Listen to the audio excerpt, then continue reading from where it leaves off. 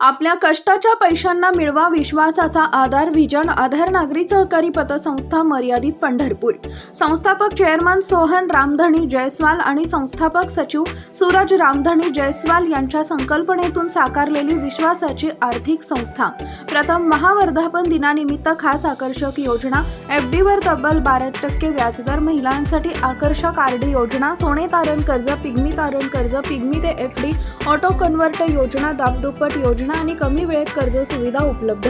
पारदर्शक कारभार आणि विश्वासाची साथ. मग उशीर कशाला? ते उघडा आणि आपल्या भविष्याचा आधार मजबूत करा. आमचा पत्ता सुरवसे बिल्डिंग, गाळा number 4, station road, Pandharpur. Mobile number 95 45 76 83 52 आणि 96 65 18 77 34. श्रेयवादाच्या राजकारणाला पूर्णविराम. प्रभाग क्रमांक 9 मधील रखडलेला ड्रेनेज प्रश्न अखेर मार्गी.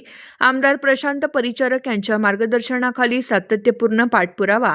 नगराध्यक्ष लक्ष्मणभाऊ शिरसट, विक्रम शिरसट, संदीप अधटराव व प्रतीक्षा शिरसट यांच्या प्रयत्नांना यश. पंढरपूर. प्रभाग क्रमांक 9 मधील करमकर बोळ आणि मटन मार्केट बोळ परिसरातील अनेक वर्षांपासून रखडलेला ड्रेनेजचा प्रश्न अखेर निकाली निघाला. नागरिकांना वर्षानुवर्षे साचलेले सांडपाणी, दुर्गंधी, पावसाळ्यातील गैरसोयींना सामोरे जावे लागत होते. मात्र आता हा प्रश्न कायमस्वरूपी मार्गी लागल्याने परिसरातील नागरिकांनी समाधान व्यक्त केले आहे. या प्रश्नावर काही व्यक्तींनी श्रेय घेण्याचे राजकारण करण्याचा प्रयत्न केला, मात्र प्रत्यक्षात सोलापूर जिल्ह्याचे आमदार प्रशांत परिचारक यांच्या मार्गदर्शनाखाली सातत्याने पाठपुरावा करण्यात आला.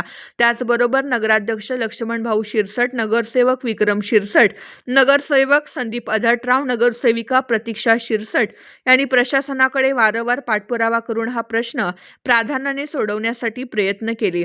या सातत्यपूर्ण प्रयत्नांना अखेर यश आले असून ड्रेनेजच्या कामाला गती मिळाली आहे. त्यामुळे परिसरातील स्वच्छता, आरोग्य आणि नागरिकांच्या दैनंदिन जीवनात मोठा दिलासा मिळणार आहे. स्थानिक नागरिकांनी लोकप्रतिनिधींच्या या पाठपुराव्याचे स्वागत करत श्रेयापेक्षा काम महत्त्वाचे असल्याची भावना व्यक्त केली. अनेक वर्षे रखडलेला प्रश्न मार्गी लागल्याने करमकर बोळ व मटन मार्केट बोळ परिसरातील रहिवाशांनी समाधान व्यक्त करत संबंधित लोकप्रतिनिधींचे आभार मानले.